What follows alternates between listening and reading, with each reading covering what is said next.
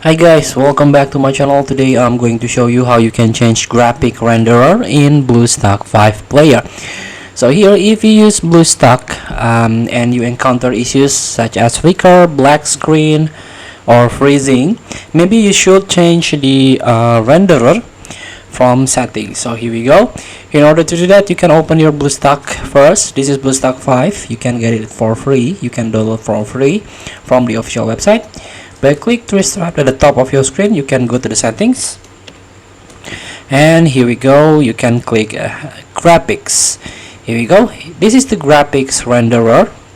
So what is graphics renderer? You can click this question mark, and now you can jump into the support.bluestack.com, and here we go, how to use graphic renderer. And what is a graphic renderer, also known as graphic library? This is a software tool commonly used in video games and simulation to facilitate the display of images or graphic on computer screen. So when using BlueStack, you have the option to employ various graphic libraries such as OpenGL, DirectX, and Vulkan. As you can see, there are three libraries here.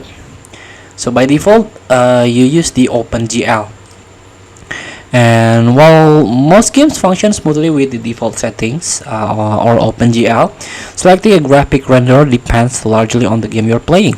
Depending on graphics requirement of the game, it may perform better with the OpenGL, DirectX, or Vulkan.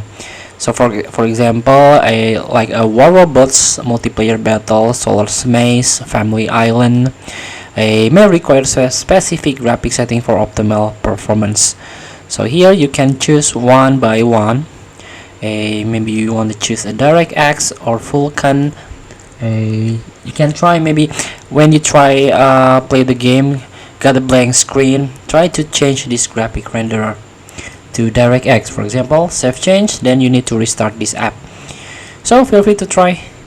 Thank you for watching. Don't forget to comment, like, and subscribe, and click this button below. See you in the next video.